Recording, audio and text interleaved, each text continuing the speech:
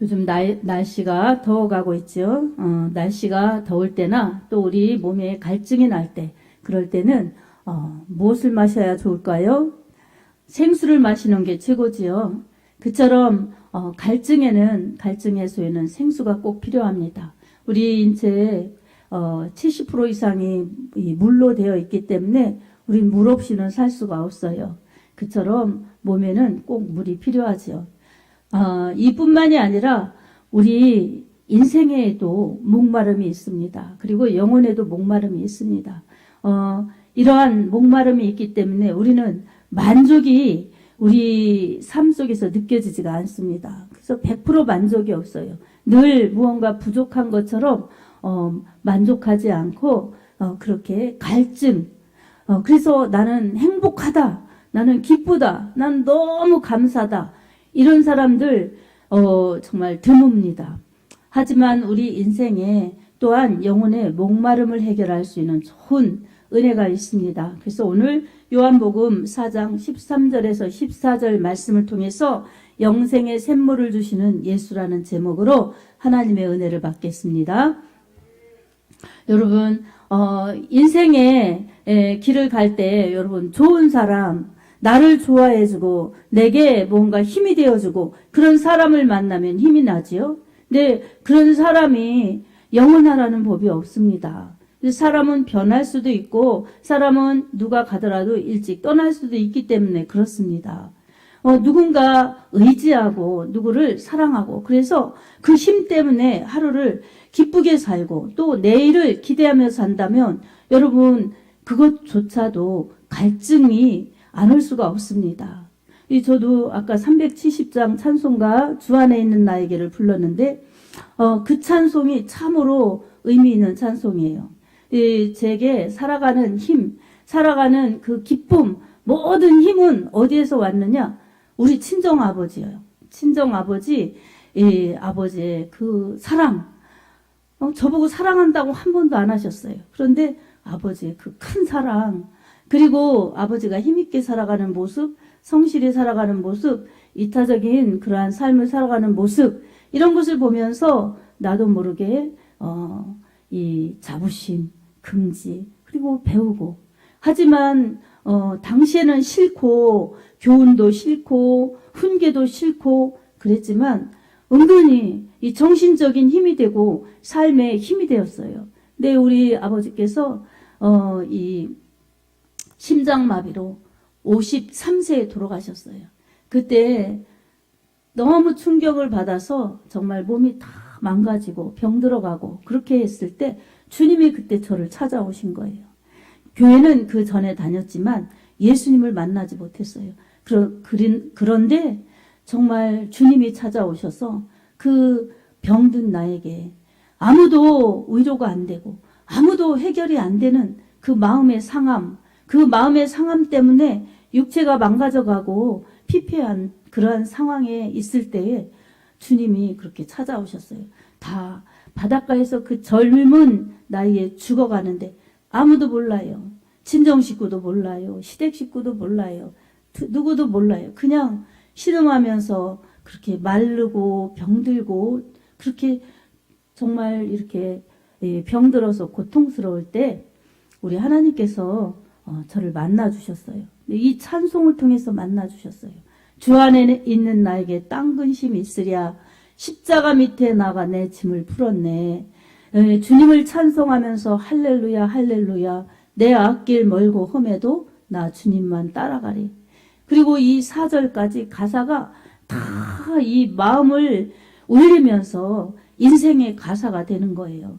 그렇게 그 찬양으로 하나님을 만나면서 눈물로 그렇게 회개하고 주님을 의지하고 그래서 잠깐 만났다 그렇게 헤어진 우리 아버지보다 더 영원하신 진짜 우리 하나님 아버지를 그때 만난 것입니다.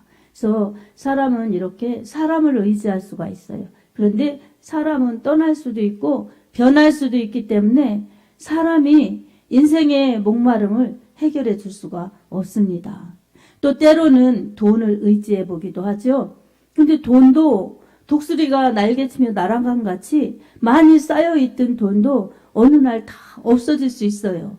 그래서 그것도 우리에게 만족을 줄 수가 없습니다. 그리고 아무리 움키려고 쫓아가도 붙잡혀지지 않고 벌어지지 않고 쌓아지지 않고 그럴 수도 있어요. 그래서 돈도 우리에게 만족을 줄 수가 없습니다. 그리고 약간의 유익과 필요를 줄 수가 있지요. 더 많은 사람들은 훨씬 많은 풍요와 보를 누릴 수가 있지요. 그러나 그것이 다라면 그 부와 그 재력으로 자기의 생명을 지켜야 될 텐데, 여러분, 세상을 떠나는 사람들은 돈을 가지고 가는 사람이 아무도 없습니다. 빈손으로 왔다가 빈손으로 가지요. 자, 그리고 어떤 사람들에게는 이제 지식이나 명예나 권력이나 이런 것을 쫓아서 그 힘으로 자신의 힘을 더 쌓아서 과시하고 또 그렇게 살고 싶어 하지만 그런 것조차도 영원하지 않습니다. 그래서 그런 것이 참으로 나를 지켜줄 수 있다면, 그것이 내 생명을 지켜줄 수 있다면, 영웅 호걸들이 왜 그렇게 순식간에 없어진 사람도 있고 그렇게 세상에 남아있지 않겠습니까? 그런 것들조차도 그저 내가 추구하는 것에서 얻어지는 것일 뿐이고 잠시 주는 힘일 뿐이지, 오히려 그것 때문에 얻었다 잃는 것도 많고 고통을 받는 수도 많이 있습니다. 그리고 얻으려고 하다가 다른 것들을 다 놓쳐버리는 안타까운 예들도 있습니다. 이렇듯이 인생의 목마름, 인생의 갈증은 이 어떤 것도 우리의 문제를 세상의 방법으로는 완전히 해결할 수가 없습니다. 자, 그런데 오늘 본문 말씀에 있어서는 예수님께서 그 답을 정확하게 주십니다. 오늘 본문 말씀은 이 예수님께서 사마리아를 지나가면서 수가라는 성에 들리셨을 때에 어떤 여인과의 대화로 시작됩니다. 이 여인은 남편이 5명이나 있었어요. 그리고 지금 현재 같이 사는 사람도 남편이 아닌 그런 사람이었어요.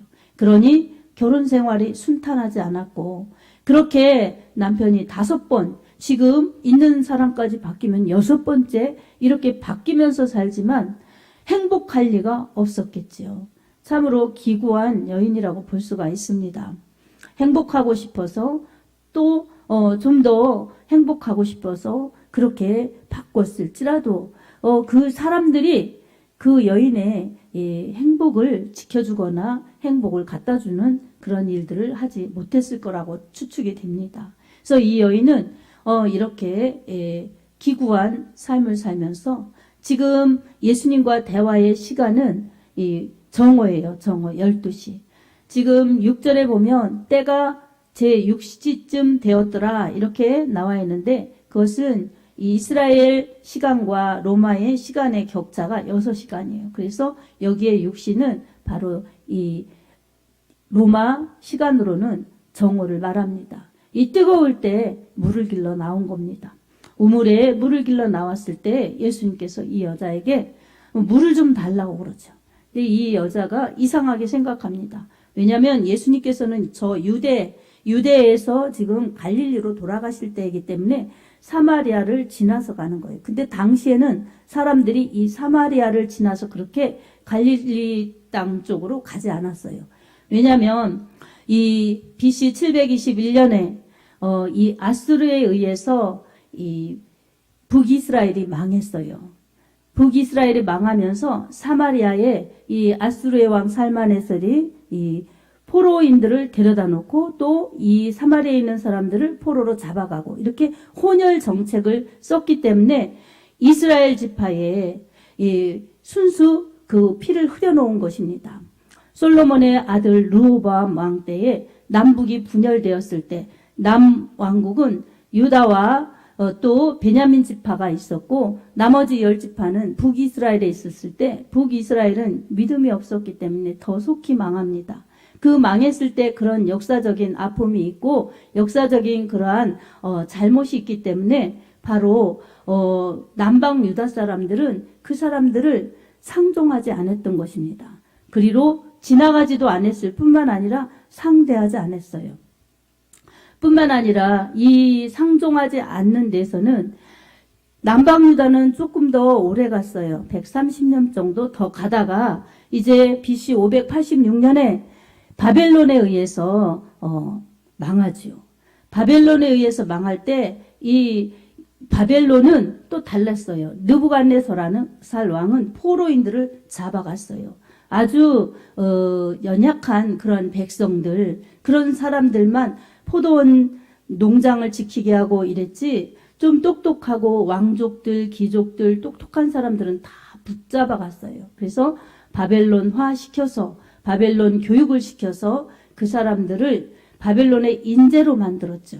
하지만 이스라엘 사람들, 특히 이 남방 유다 사람들은 믿음이 그래도 있었기 때문에 그 바벨론의 신을 섬기지 않고 바벨론의 교육은 받았지만 신앙을 지켰어요. 그래서 뭐 다니엘, 사드락, 메삭, 아벳느고 이들이 신앙을 지키느라고 금신상에게 절하지 않아서 사자굴에 던져지기도 하고 불에 던져지기도 하면서 그들은 믿음을 지켰던 것입니다. 그리고 나중에 이제 이 고레스 왕이 페르시아로 나라가 바뀌었을 때 고레스 왕이 너희 나라로 유다인들 돌아가도 좋다 이렇게 칙령을 내렸을 때 돌아와서 그들이 성전, 이 바벨론 느부갓네살이 회파시킨 성전을 재건해서 다시 이제 이 성전 중심의 예배 생활 그리고 말씀으로 돌아가는 영성 이 생활을 하게 되면서 이제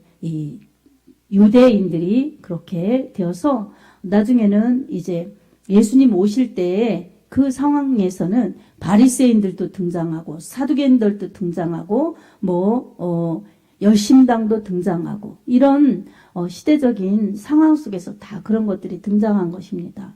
그래서 이 예수님은 이리로 들어갔지만 다른 사람들은 안 지나간 거예요. 그러니까 여자가 왜 유대인인데 이리로 지나가는 것도 이상하지만 나한테 물을 달라고 하시나요? 이렇게 물어봤던 것입니다. 그리고 다른 이야기를 하지만 예수님께서는 이 여자의 관심인 우물, 이 예수님의 관심인 이 물, 이것을 공통적인 주제로 해서 내가 지금 하나님의 선물과 너에게 물을 달라 하는 이가 누구인 줄 알았더라면 그에게 물을 구했을 것이다.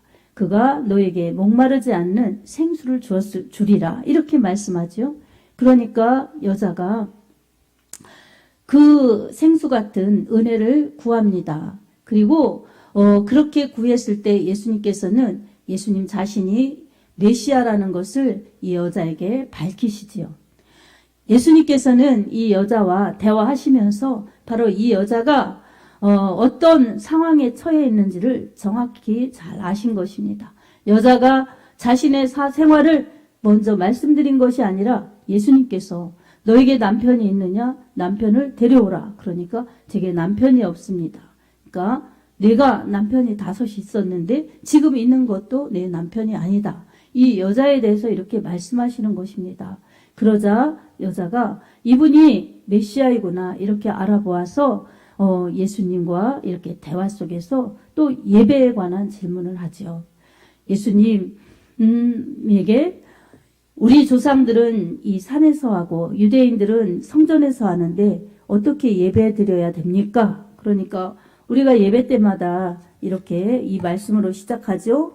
아버지께 참되게 예배하는 자들은 영과 진리로 예배할 때가 오나니 곧 이때라. 아버지께서는 자기에게 이렇게 예배하는 자들을 찾으시느니라. 이 말씀이 이 여자에게 하신 이 23절, 24절 말씀이에요.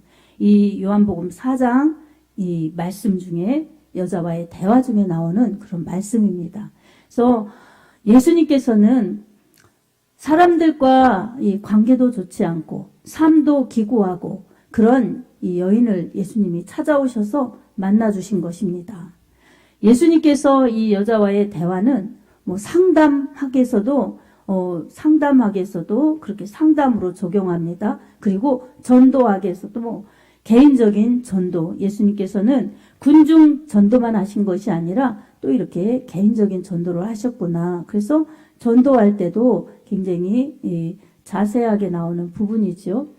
이처럼 예수님의 그 대화 속에서 여자는 예수님이 누구신가도 알게 되었고 예수님을 믿게 된 것입니다.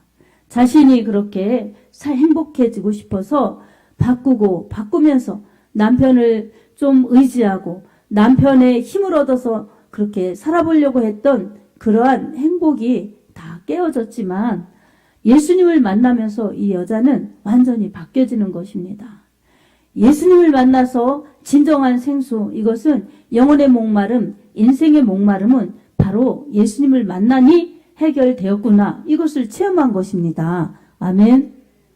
아무리 물이 있어도 물을 마시면 좋다, 물을 마시면 건강하다. 사람은 물을 마셔도, 물만 잘 마셔도 이 질병에 걸리지 않고 또 질병도 이길 수 있는 확률이 높다. 이렇게 알아도 우리가 마시지 않으면 소용이 없습니다. 물이 있으면 마셔야 내 것이 되는 것처럼 예수님을 이런 분이다, 이렇게 은혜를 주신다, 이렇게 지식적으로 알아도 내가 실제적으로 예수님을 믿지 않고 실제적으로 만나지 못하면 물이 있어도 마시지 못하는 것처럼, 갈증이 해소되지 못하는 것처럼 예수님 만나지 못하면 인생의 문제, 영혼의 문제도 해결되지 못하는 것입니다. 아멘. 우리는 반드시 예수님을 믿어야 합니다. 우리는 반드시 예수님을 만나야 합니다. 아멘. 육신으로만 살면 영혼의 목마름을 몰라요. 그건 육신이 영적으로 죽어있기 때문이에요. 하지만 내 영혼이 살려면은 영혼에 대한 갈증이 있어야 됩니다. 죽은 사람이 무슨 갈증을 느끼겠어요? 갈증을 못 느끼지요. 하지만 사람은 갈증이 느껴지는 것은 죽어가고 있는 사람들에게도 있어요. 그 갈증을 해결할 수 있는 것, 물이 필요하듯이 영혼이 죽어갈 때, 그리고 영혼의 갈증을 해소하지 않으면은 결국은 병들어 죽음으로 간다는 것을 깨달으면서 우리는 생수이신 예수님을 꼭 붙들어야 합니다. 아멘. 그래서 이 물을 마시면 다시 목마르지만, 이 우물에서 길러오는 물을 마시면 다시 목마르지만, 내가 주는 물을 마시면 영원히 목마르지 않다.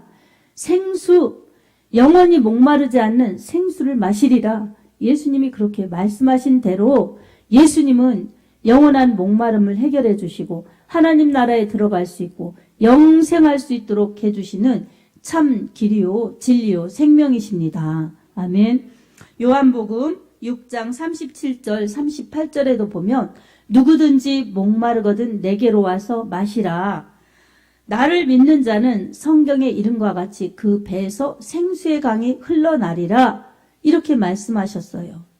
예수님 믿으면 이 배에서 생수의 강이 흘러나리라. 이것은 받을 성령을 가르쳐 말씀하신 것입니다. 성령 받는 것은 바로 예수님을 믿고 회개하면 하나님께서 성령을 마음 가운데 주셔서 기쁨이 충만하고 감사가 충만하고 은혜가 충만하여서 이 영혼의 목마름이 있지 않고 인생의 목마름이 해결되게 하십니다. 아멘. 이렇게 예수님은 우리에게 참으로 목마름을 해결해 주실 수 있는 진리시고 죽음을 해결해 주실 수 있는 영생의 우리 주님이시고, 그리고 이 불행과 고통과 슬픔으로 지쳐있는 그러한 인생 가운데 마태복음 11장 28절 말씀처럼 수고하고 무거운 짐진 자들아 다 내게로 오라 내가 너희를 쉬게 하리라. 이렇게 힘을 주실 수 있는, 평안을 주실 수 있는 주님이시라는 것을 여러분 꼭 믿으시기 바랍니다. 아멘. 사랑하는 여러분, 우리에게는 시간이 정해져 있습니다. 우리는 알지 못하지만 우리는 시간이 정해져 있어요. 세월이 지나면서 마냥 내가 이 세상에 영원히 살 수 있지 않다는 것을 우리는 깨달아야 합니다. 아멘. 그래서 하루하루는 모습이 매일매일은 비춰보면 그렇게 변하는 것 같지 않아요. 그런데 1년, 2년은 이렇게 비춰보면 변하는 게 이제 느껴지지요. 이 젊은 사람들에게는 그렇게 변화되는 것을 많이 못 느끼겠지만 연세가 드신 여러분들 보면 사진을 보면 그렇습니다. 그래서 이 좀 사람들 사진 찍기 싫다고. 사진 찍으면 너무 모습이 바뀌어지는 게 느껴져서 사진 찍기 싫다고 그러는 사람들도 있더라고요. 변하니까. 근데 이 변하는 것으로도 끝나지 않습니다. 변하는 것은 결국은 내가 하나님께로 가야 될 때가 다가온다는 사실입니다. 아멘. 그래서 우리는 이 때를 알아서 내가 하나님 품으로 돌아갈 수 있는 내 영혼의 때를 지금 오늘 하루하루를 살면서 준비해야 합니다. 아멘. 그것은 누가 해주는 것이 아닙니다. 나의 목마름은 반드시 내가 먹어야 갈증이 해결이 되는 것입니다. 옆에 사람이 마셔줄 수 없는 것입니다. 옆에 사람이 마시면 그는 그 사람의 목마름을 해결받는 것이지 나의 목마름은 내가 마셔야 되는 것입니다. 그래서 구원은 한 사람 한 사람 모두에게 꼭 예수님을 믿어야 개인 구원이 이루어지는 것입니다. 누가 집안에서 대표로 믿는 그런 것이 아닙니다. 그래서 우리는 꼭 이런 사실을 알아서 오늘 이 땅에 내가 존재하고 사는 것은 예수 안 믿는 사람들에게는 빨리 예수님을 믿어야 이 영생하고 영원한 삶을 하나님 나라에서 영원히 행복하게 살 수 있는 자격을 만드는 것이고 돌아갈 유업이 있는 것이고 그렇지 않은 우리들에게는 이제 예수님을 믿어서 은혜 받고 성령 받았으면 매일매일 하나님 만날 준비, 어떻게 만날 것인가 그 준비를 하다가 하나님 만났을 때는 잘하였다 칭찬받는 상을 받는 그런 준비를 해야 되는 시간입니다. 아멘.